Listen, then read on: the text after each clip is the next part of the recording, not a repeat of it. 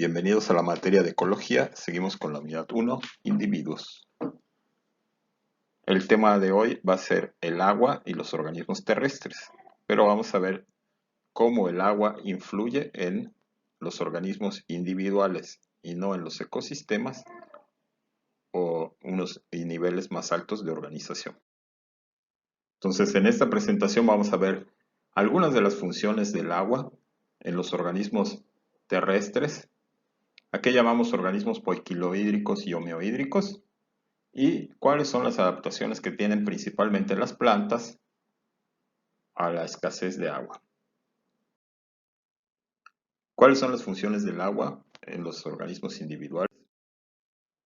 Pues primero que nada, nuestros cuerpos están constituidos en, algunos libros dicen 60, 70, 80% de agua, si lo tomamos como peso. Otros organismos pueden tener mayor o menor cantidad de porcentaje de agua, pero en general gran parte de nuestro peso de todos los organismos vivos, terrestres o acuáticos, es agua. Y eso es porque todas nuestras reacciones bioquímicas se realizan en solución acuosa. Entonces, para que nuestros organismos a nivel celular funcionen correctamente, debemos tener determinada concentración de agua. Además, el agua nos sirve para transportar dentro de nuestro organismo, ya sea multicelular o unicelular, materiales, información, oxígeno y desecho. Acá tenemos una plantita cuyo sistema de transporte son el xilema y el floema, es una planta vascular. Y aquí tenemos el sistema circulatorio de un ser humano que sirve, pues ya sabemos, para transportar el oxígeno de los pulmones a todo el cuerpo, los nutrientes que absorbemos a través de nuestro aparato digestivo a todo el torrente sanguíneo, la información que producen nuestras glándulas a cada uno de los órganos de las que son blanco, etc. También el agua sirve para llevar los desechos, o la mayor parte de nuestros desechos tóxicos los desechamos como en solución acuosa. Y acá tenemos pues el sistema excretor de un ave. El agua sirve para regular la temperatura del cuerpo. El agua tiene una propiedad física que es la de ser un amortiguador térmico.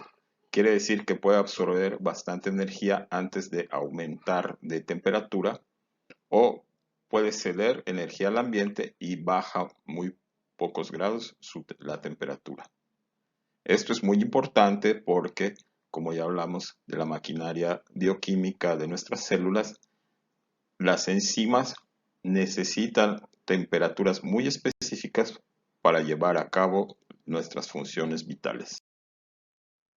Además de regular la temperatura o de influir en la temperatura interior de los tejidos o de las plantas, también les provee un mecanismo para absorber el agua del suelo a través de las raíces. Ese mecanismo se llama evapotranspiración. Y este inicia cuando en las hojas se empieza a perder el agua o se empieza a ceder el agua hacia la atmósfera. Entonces se genera un gradiente de tensión que va desde la hoja o el tejido aéreo hasta la punta de la raicilla que está en lo más profundo. Es como si fuera un hilo de moléculas de agua que se comunica desde el suelo hasta la superficie de la hoja o del tejido en el que se esté perdiendo el agua. Entonces, a través de la evapotranspiración, a través de esa energía térmica que va generando la evapotranspiración, la planta no tiene que invertir energía metabólica para transportar agua y nutrientes desde las raíces, desde el suelo a sus raíces hacia el interior de su tejido o de sus tejidos vegetales. Entonces, el agua proporciona el vehículo mediante el cual pues la energía solar, en este caso el calor, hace que se transporten los nutrientes. Se llama evapotranspiración, muy importante. Tenemos que los organismos se pueden clasificar en homeohídricos y poiquilohídricos. Los poiquilohídricos son organismos que pueden perder gran cantidad de agua de su tejido corporal sin entrar en estrés ni morir. Sin embargo, sí pueden entrar en inactividad, en diapausa, pero cuando se rehidratan, cuando recuperan el agua en sus tejidos, regresan a su vida normal. Tenemos un ejemplo acá en la fotografía de abajo, un tardígrado u osito de agua que puede perder casi el 100% del agua en sus tejidos y no muere. Claro, no es que esté activo así todo deshidratado, pero no muere en cuanto se rehidrata, puede volver a llevar a cabo sus actividades.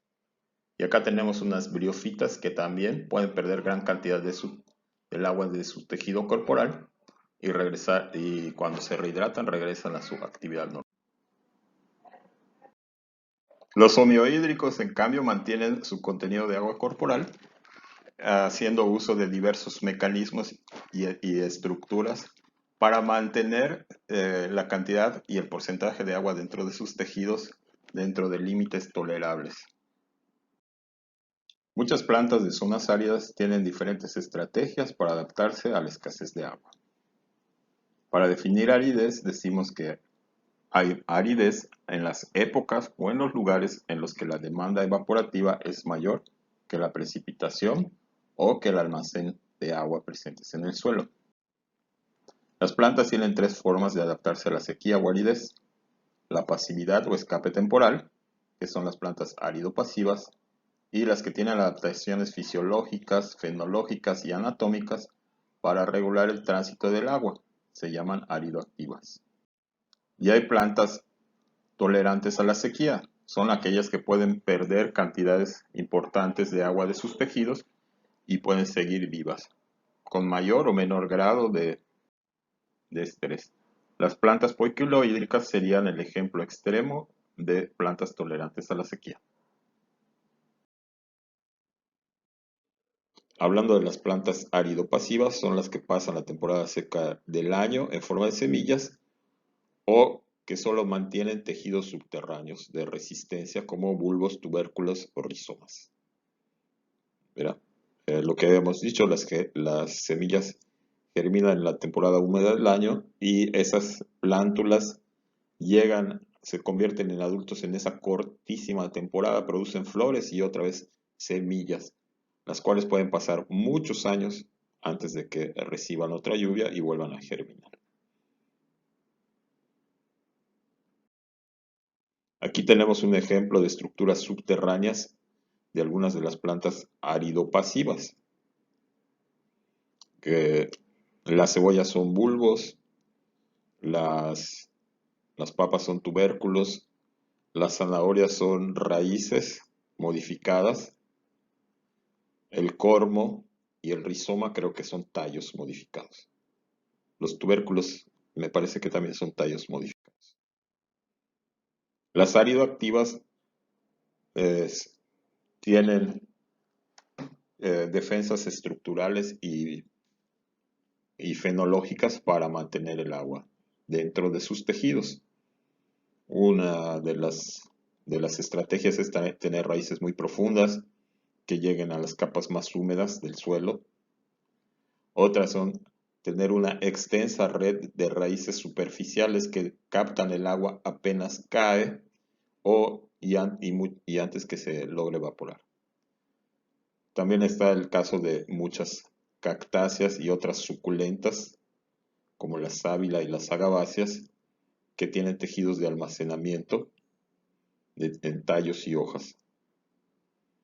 Tienen modificaciones en las hojas, que vamos a ver después un dibujo de un corte microscópico de una hoja típica de ambientes áridos.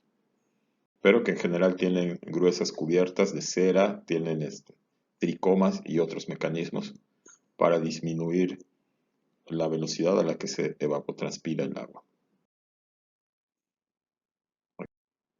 Aquí tenemos los ejemplos de las raíces. En el diagrama de la izquierda tenemos las dos estrategias que estábamos platicando.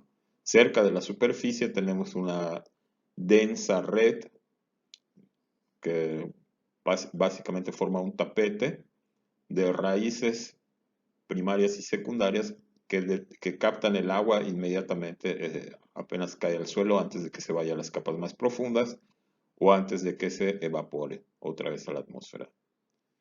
También vemos la otra estrategia, que es tener raíces muy profundas que llegan a las capas más profundas del suelo, que están cerca del manto freático, y son capas que durante la gran parte del año o la mayor parte del año mantienen cierto grado de humedad. Aquí tenemos lo que decía un corte microscópico de un tejido de una hoja típica de ambientes muy áridos. Vemos la epidermis, que tiene varias capas, y además encima de la epidermis vemos que tiene pues una capa de cera o de otros materiales que la hacen primero más impermeable, impiden o dificultan la salida del agua a unas muy altas temperaturas, pero también estas ceras hacen que la luz del sol rebote y no produzcan tanto calor. También vemos el parénquima en empalizada, vean que lo grueso que está y lo denso que es. Eso también es una adaptación para disminuir la velocidad a la que se evapotranspira. Otra defensa típica o otra adaptación típica de las hojas en ecosistemas secos y semiáridos es que los estomas no están no están al ras de la hoja, sino que están dentro de unas cavidades que se llama cripta estomática. Esto hace que se reduzca la velocidad a la que circula el aire y eso reduce la velocidad de evapotranspiración. También en algunos casos, como en el de esta microfotografía o este diagrama de una microfotografía, esta cavidad estomática o esta cripta estomática está cubierta de tricomas, que son una especie como de pelos que hace que se reduzca todavía más la velocidad a la que circula el aire, perdón, y eso hace que se reduzca también la velocidad a la que se la evapotranspira. También podemos ver que en los climas áridos y semiáridos y en los climas más cálidos, las hojas tienden a tener mayor espacio vacuolar que sirve para almacenar y controlar la entrada y salida de agua. Si ustedes tocan las hojas típicas de ecosistemas áridos y semiáridos, van a ver que son hojas más toscas, más gruesas, más pesadas y en general con menor superficie que las hojas de ecosistemas más húmedos o más templados. La economía del agua en la planta está íntimamente ligada a la absorción de carbono, porque tanto el carbono se gana a través de los estomas abiertos, como el agua sale disparada cuando hay muy altas temperaturas a través de los estomas abiertos. Entonces, a las horas más cálidas, en ambientes como el nuestro, el norte de la península de Yucatán, a las horas más cálidas la planta tiene que disminuir la velocidad a la que absorbe carbono, cerrando sus estomas para evitar perder demasiada agua o para evitar perder el agua de forma demasiado rápida.